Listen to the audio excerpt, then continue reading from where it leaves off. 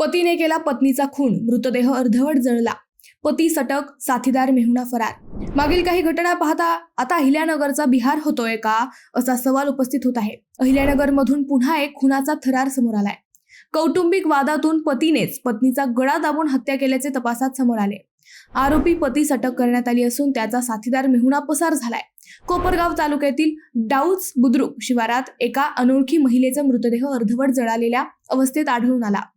Police तपास करत असतानाच कोपरगाव तालुका पोलीस स्टेशनला संजय उर्फ बापू हिरमाण मोहिते हा बेपत्ता असल्याबाबत तक्रार दाखल होती. संजय मोहिते याचे 2 लग्न झाल्याचे व पहिल्या पत्नीशी कोर्टात वाद सुरू असल्याची उघड झाले. मयत महिलेच्या हातावर राहुल बापू असे गोंदवले होते. पोलिसांनी संजय मोहितेचा मोबाईल नंबर मिळवून शोध सुरू केला. संजय यास शिर्डी परिसरातील सावळी विहीर फाट्याजवळ पोलिसांनी ताब्यात घेतले. त्याने कौटुंबिक वादामुळे पहिली पत्नी वनिता उर्फ वर्षा हिचा आपला साथीदार मेहुणा गजानन मोहितेच्या मदतीने उमरी नाल्याजवळ गळा दाबून खून केल्याची कबुली दिली. पुरावा नष्ट करण्यासाठी तिचा मृतदेह जाळला आणि तेथून पळ काढल्याचे त्याने सांगितले.